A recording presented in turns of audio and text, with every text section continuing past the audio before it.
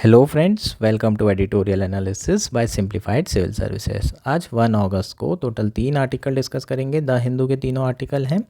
First article जो discuss करेंगे वो है global struggle for pandemic treaty.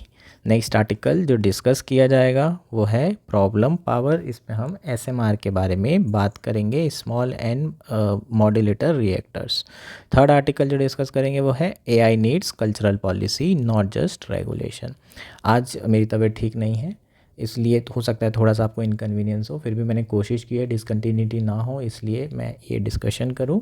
आप लोगों को कोई भी इश्यूज़ आते हैं तो आप प्लीज़ कमेंट करिए यार, है ना, क्योंकि मैं अगर इतना एफर्ट दे रहा हूं आप लोगों के लिए तो आप लोग भी जो है जो भी दिक्कतें आ रही हैं उसको कमेंट करके पूछिए और प्रॉपर नोट्स बनाइए। अगर आपको हमारा एनालिसिस पसंद आ रहा है तो प्लीज़ लाइक करिए, कमेंट करिए, शेयर करिए एंड सब्सक्राइब करिए। इसकी पीडीएफ चाहिए तो टेलीग्राम भी ज्वाइन कर सकते हैं। सिंप्लीफाइड सिविल सर्विस सर्च करिए, मिल जाएगा, नीचे लिंक होगी मोर पे, वहाँ से भी आप जो है ज्वाइन कर सकते हैं। आइए शुरू करते हैं हमारा एनालिसिस। हमारा फर्स्ट आर्टिकल है the global struggle for a pandemic treaty. ये आर्टिकल द हिंदू में आया है। GS2 हेल्थ के पर्सपेक्टिव से काफ़ी ज़्यादा इम्पॉर्टेंट आर्टिकल है, मेंस के पर्सपेक्टिव से इम्पॉर्टेंट है, प्रीलिम्स के पर्सपेक्टिव से भी इक्वली इम्पॉर्टेंट आर्टिकल है। नेक्स्ट ईयर आपको पेंडेमिक ट्रीटी के बारे में पूछा जा सकता है। एक मेंस का क्वेश्चन तैयार कर लेते हैं। कैसा क्वेश्चन मेंस में आ सकता है आपको? Critically examine the WHO proposed pandemic treaty, it's objective, issues and effects. तो हम इस आर्टिकल में सबसे पहले जो प्रपोज्ड पेंडेमिक ट्रीटी है उसके बारे में, उसके ऑब्जेक्टिव के बारे में बात करेंगे, 3 कंटेंशियस इशू के बारे में बात करेंगे और इस ट्रीटी के क्या इम्पैक्ट और इफ़ेक्ट्स हो सकते हैं specially low and middle income countries के ऊपर। 2-3 साल पहले हमने बहुत ख़तरनाक, बहुत भयानक जो है एक पेंडेमिक फेस किया था जिसमें मिलियंस ऑफ लोगों की जान चली गई थी।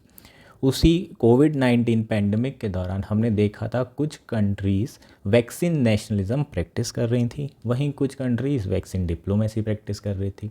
स्पेशली जो डेवलप्ड कंट्री है वो जो वैक्सीन उनके द्वारा बनाई गई थी वो हाई कॉस्ट वैक्सीन थी और वो डेवलपिंग कंट्रीज़ और पुअर कंट्रीज़ को देना नहीं चाहते थे।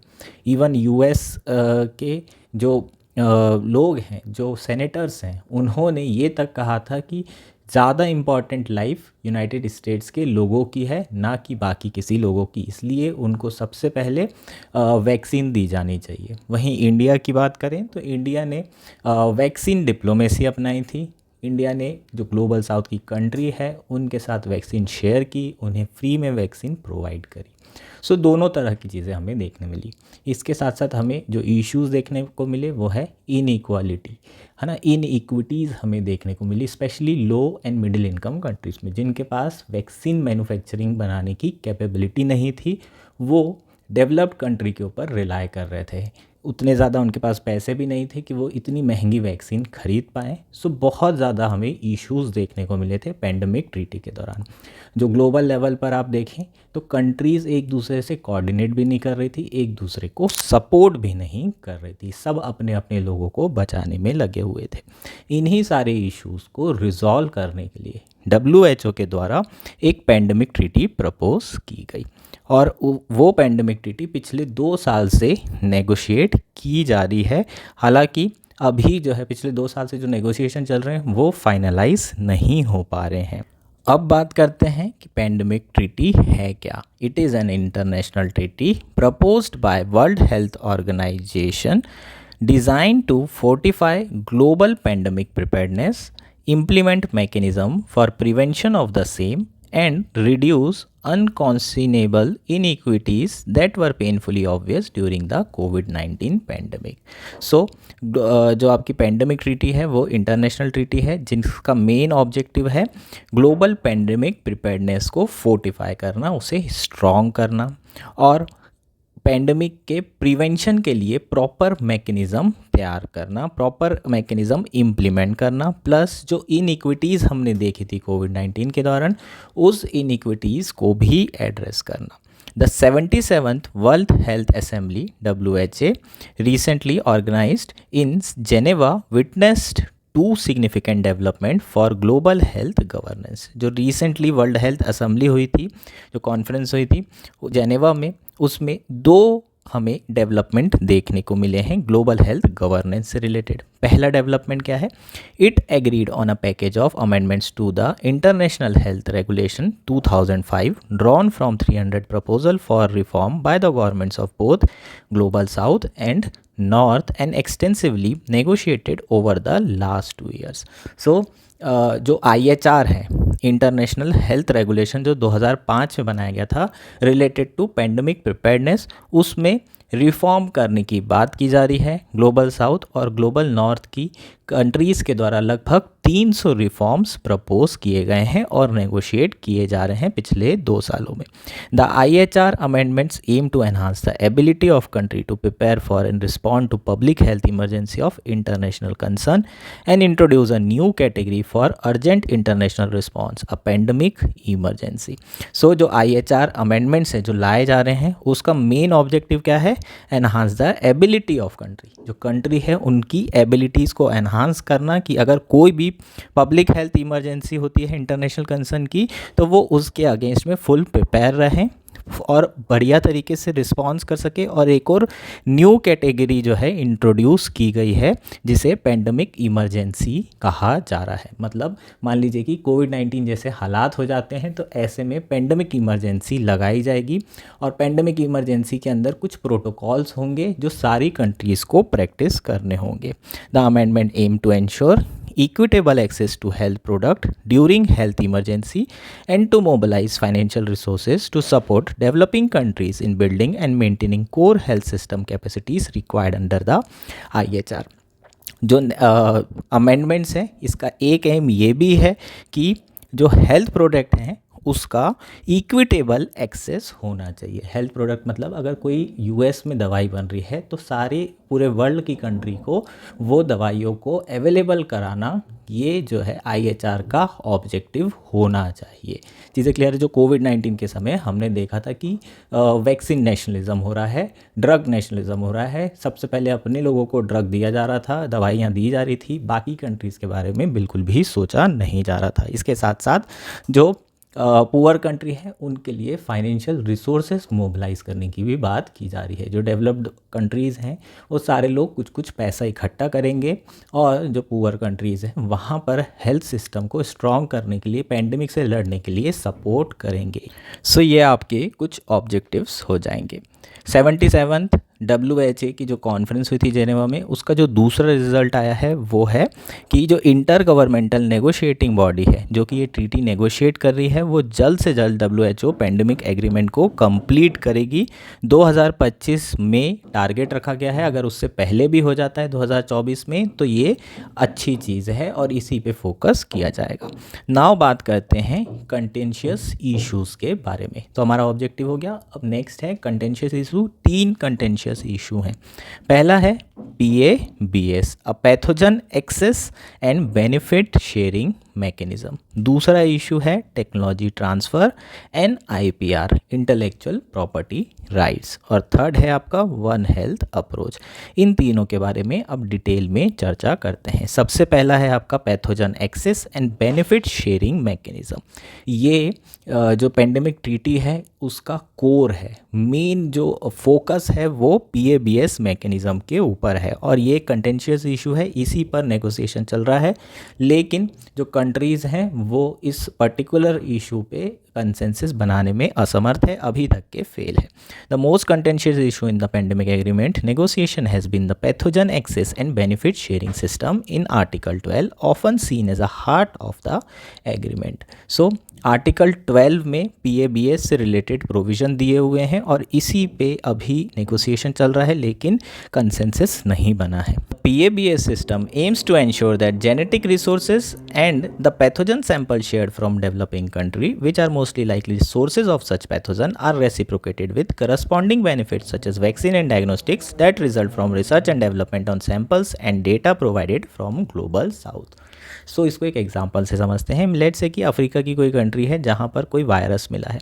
अब इस वायरस के जो जेनेटिक रिसोर्सेज होंगे वो ऑब्वियसली ये अफ्रीका की कंट्री ही प्रोवाइड कर सकती है, किसको? यूनाइटेड स्टेट्स को।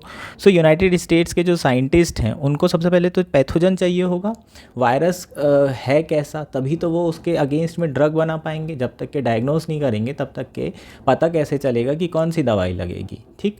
तो इनको जेनेटिक रिसोर्सेज की ज़रूरत है। अब जब जेनेटिक रिसोर्सेज ये पर्टिकुलर डेवलपिंग कंट्री या केन्या मान लेते हैं, यहाँ पर केन्या से लेंगे तो इनको रिटर्न में बेनिफिट देना पड़ेगा। तो जो कंपनी है लेट्स से कि उन्होंने वैक्सीन बनाई है और इसी कंट्री को वो वैक्सीन बेच रही है, तो ऐसा नहीं है कि आप जो है बहुत महंगे में बेचें, आप कुछ ना कुछ उन्हें बेनिफिट प्रोवाइड करें, क्योंकि आप उन्हीं के जेनेटिक रिसोर्स के भरोसे पे ये वैक्सीन बना पाए हैं।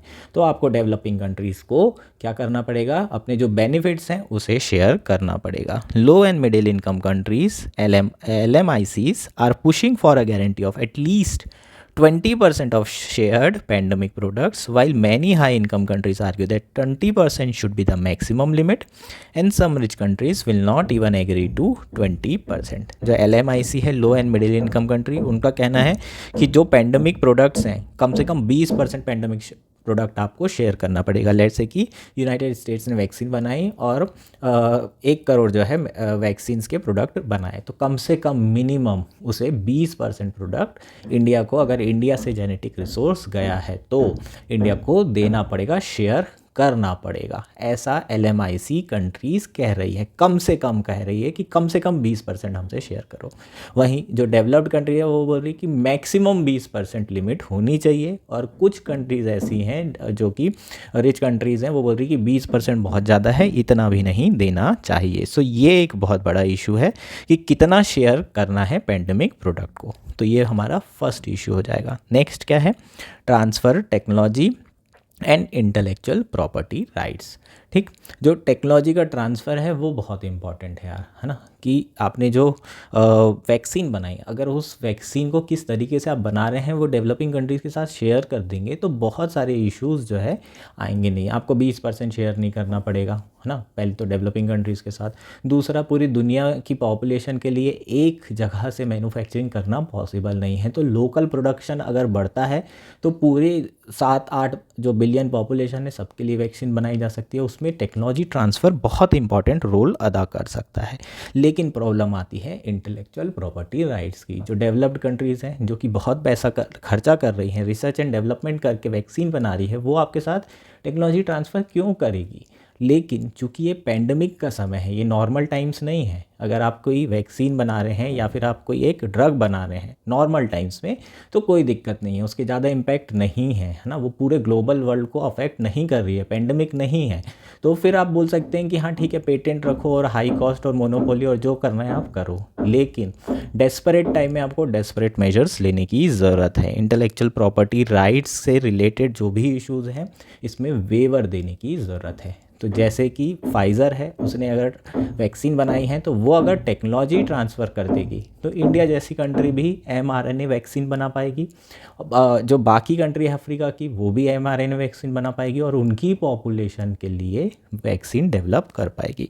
सो हम PABS के ऊपर रिलाई नहीं कर सकते। हाँ, PABS में अभी भी हम किसके भरोसे पे हैं? डेवलप कंट्री के। अगर टेक्नोलॉजी ट्रांसफ़र हो जाएगी तो बहुत बड़ा इशू रिजॉल्व हो सकता है।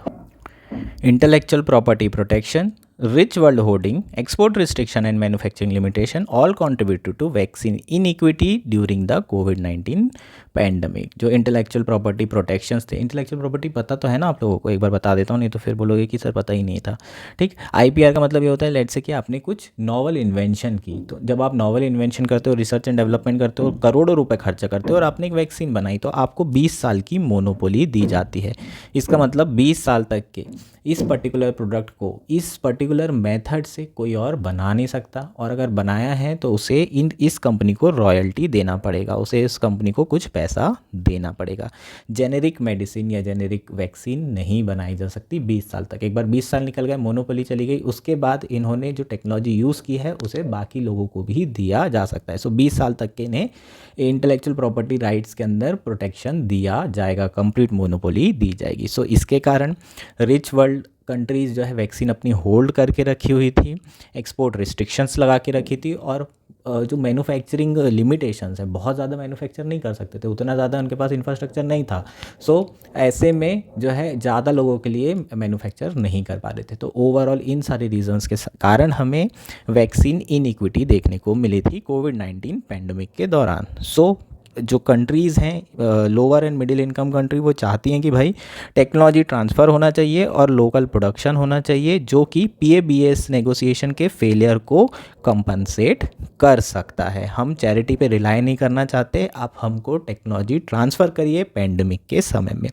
WTO की जो ट्रिप्स एग्रीमेंट है ना, WTO का trips agreement, trade related aspect of intellectual property right, उसमें ये फ्लेक्सिबिलिटी दी गई है, कंपलसरी लाइसेंसिंग से रिलेटेड प्रोविज़न दिए हुए हैं। मान लीजिए कि बहुत डेस्परेट सिचुएशन है, तो कोई भी जो नेशनल गवर्नमेंट है वो क्या कर सकती है कि कोई वैक्सीन है या कोई ड्रग है जिसके जो IPR रिस्ट्रिक्शन के अंदर आ रहा है, वो IPR रिस्ट्रिक्शन हटा करके उसका लोकल प्रोडक्शन का ऑर्डर दे सकती है। इसे हम कंपलसरी लाइसेंसिंग कहते हैं।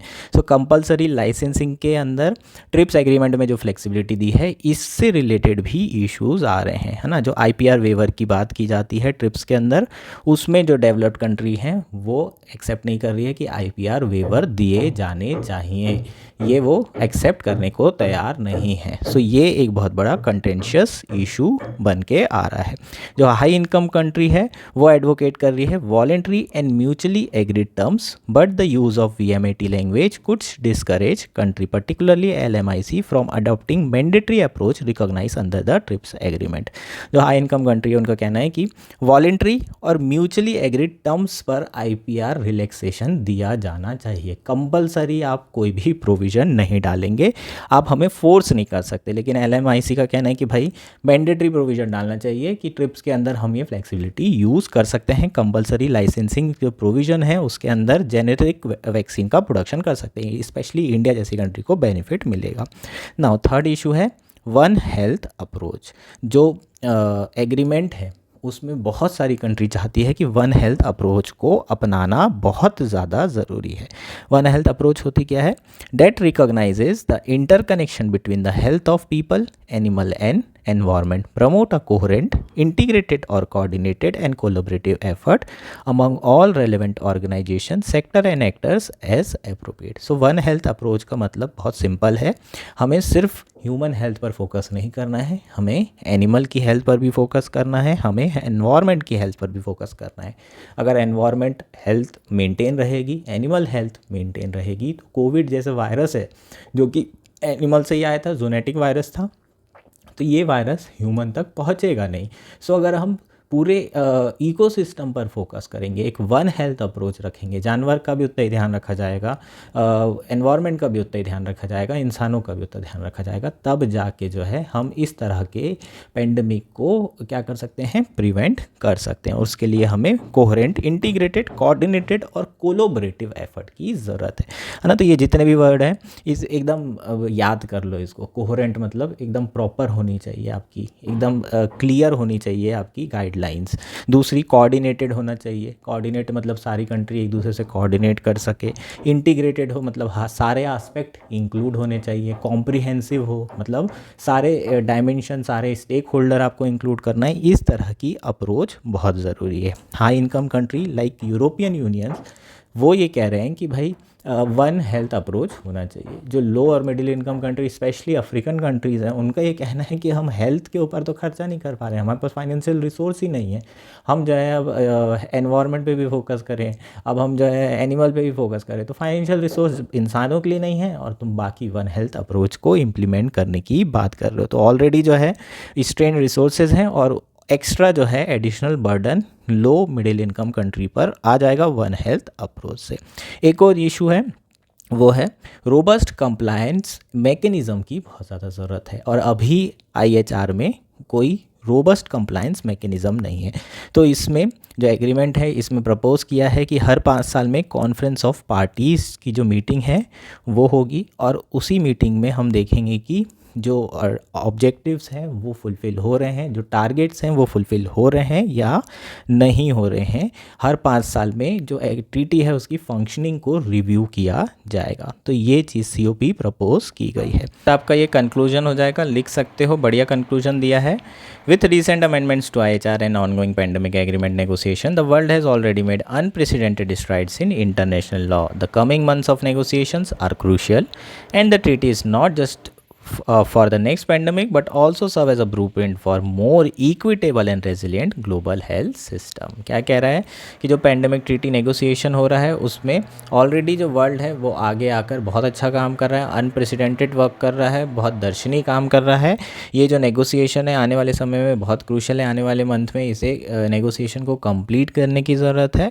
और ये जो डॉक्यूमेंट है ये अगले पैंडमिक के लिए आपकी प्रिपेयरनेस तो बता ही रहा है, और उसके साथ साथ एक इक्विटेबल और resilient global health system develop करने के लिए बहुत इम्पॉर्टेंट ब्लूप्रिंट का काम कर रहा है। ठीक, सो ये आपका कंप्लीट आर्टिकल हो जाएगा।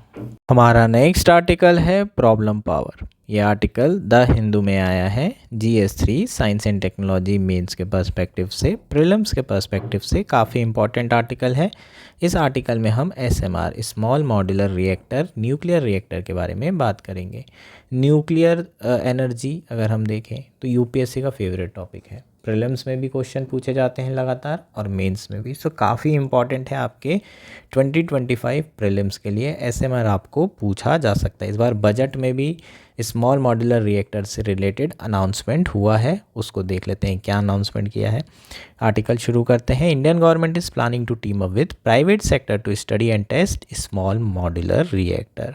सो जो गवर्नमेंट है वो प्राइवेट सेक्टर के साथ मिल करके जो SMR है उसकी स्टडी और उसके टेस्ट करना चाहती है। तो प्राइवेट सेक्टर का यहाँ पर इन्वॉल्वमेंट हमें देखने को मिल रहा है। जनरली न्यूक्लियर जो टेक्नोलॉजी है उसमें प्राइवेट सेक्टर का बिल्कुल भी इन्वॉल्वमेंट नहीं होता है, और उसके रीज़न हम जानते हैं सिक्योरिटी पर्सपेक्टिव से, क्योंकि जो रेडियो एक्टिव मटेरियल है उसके डुअल यूज़ होते हैं। सिविल यूज़ उसका इलेक्ट्रिसिटी के लिए होता है, और जो उसका दूसरा यूज़ है मिलिट्री यूज़, उसके थ्रू बम बनाया जा सकता है। सो प्राइवेट सेक्टर का इन्वॉल्वमेंट अभी तक के इंडिया के न्यूक्लियर सेक्टर में नहीं था, लेकिन सरकार जो है प्लान कर रही है कि SMR स्मॉल मॉड्यूलर रिएक्टर में प्राइवेट सेक्टर को इन्वॉल्व करना ज़रूरी है। वैसे तो इंडिया का ज़्यादातर अगर आप एनर्जी प्रोडक्शन देखें तो वो coal based, fossil fuel based है, लेकिन धीरे धीरे इंडिया का एनर्जी मिक्स में रिन्यूएबल एनर्जी का जो परसेंटेज है वो बढ़ते जा रहा है। सो ओवरऑल हम धीरे धीरे ग्रीन टेक्नोलॉजी की तरफ शिफ्ट कर रहे हैं, पर स्टिल कोल हमारे लिए रेलेवेंट है, क्योंकि उससे जो बिजली बनती है वो काफ़ी कॉस्ट इफ़ेक्टिव होती है, काफ़ी सस्ती होती है, और इंडिया भी पुअर कंट्री है, इसलिए कोल का रेलेवेंस अगले 20 साल तो रहने वाला है। रिन्यूएबल एनर्जी के साथ प्रॉब्लम क्या है? Intermittent issue. जो सोलर एनर्जी है, जो विंड एनर्जी है, ये हमेशा 24/7 अवेलेबल नहीं रहती, लेकिन न्यूक्लियर एनर्जी की बात करें तो ये 24/7 अवेलेबल रह सकती है।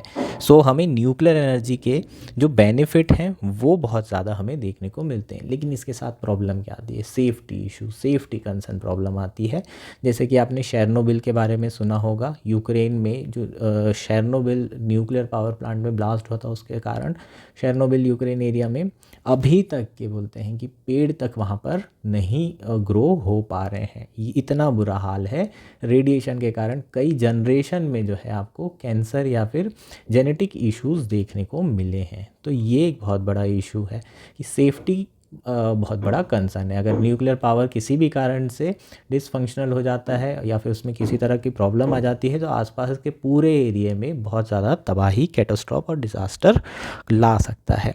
सो हम लोग क्या चाहेंगे कि ये जो इसके हार्मफुल इम्पैक्ट है उसको कम किया जाए और इसका जो पोटेंशियल है उसको यूज़ किया जाए। सो SMR इसके हार्मफुल इम्पैक्ट को भी कम कर सकता है और इसके पोटेंशियल को भी बढ़ा सकता है। एसएमआर है क्या? स्मॉल मॉड्यूलर रिएक्टर है। 10 मेगावाट से 300 मेगावाट इलेक्ट्रिसिटी ये प्रोड्यूस कर सकता है। They are the smaller version of their conventional counterpart. जो आपकी जनरली आपके जो अलग अलग न्यूक्लियर रिएक्टर्स लगाए गए हैं, जैसे कि जैतपुर हो गया, आपका कुंडनकुलम हो गया, वो कन्वेंशनल है, जहाँ 700, 800, 1000 मेगावाट इलेक्ट्रिसिटी प्रोड्यूस हो रही है। लेकिन ये छोटे हैं, स्मॉल मॉड्यूलर रिएक्टर है, 300 मेगावाट मैक्सिमम ये इलेक्ट्रिसिटी प्रोड्यूस कर सकते हैं। They aspire to be safer without compromising commercial feasibility by leveraging the higher energy content of nuclear energy, a modular design, a smaller operation surface area and lower capital cost. So ये relatively ज़्यादा safer होंगे और इसके कुछ benefits हैं, जैसे कि SMR are adaptable and scalable. इसका मतलब जितने आपको SMR की ज़रूरत है आप उतना इस्तेमाल करिए। आप 10-10 के 30 लगा सकते हैं, 300 आपकी जो मेगावाट इलेक्ट्रिसिटी प्रोड्यूस हो सकती है।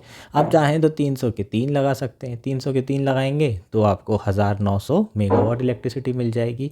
सो ये स्केलेबल होते हैं, अडेप्टेबल होते हैं। SMR के जो कंपोनेंट है वो ऑन साइट पे जाके लगाए जा सकते हैं, मैन्युफैक्चर भी किए जा सकते हैं। सो ये एक बहुत बड़ा बेनिफिट है। जनरली जो कन्वेंशनल न्यूक्लियर पावर प्लांट होते हैं उसको आप जो है ऑन साइट पे जा कर के लगा नहीं सकते, है ना। आपको पहले उसको मैन्युफैक्चर करना पड़ेगा और वहाँ पूरा प्लांट जो है शिफ्ट करके उसको लगाना होता है। लेकिन SMR के साथ बेनिफिट ये है कि वो वहाँ पर ही जो साइट होगी वहाँ पर असेंबल किया जा सकता है, उसके छोटे छोटे कंपोनेंट को असेंबल कर सकते हैं।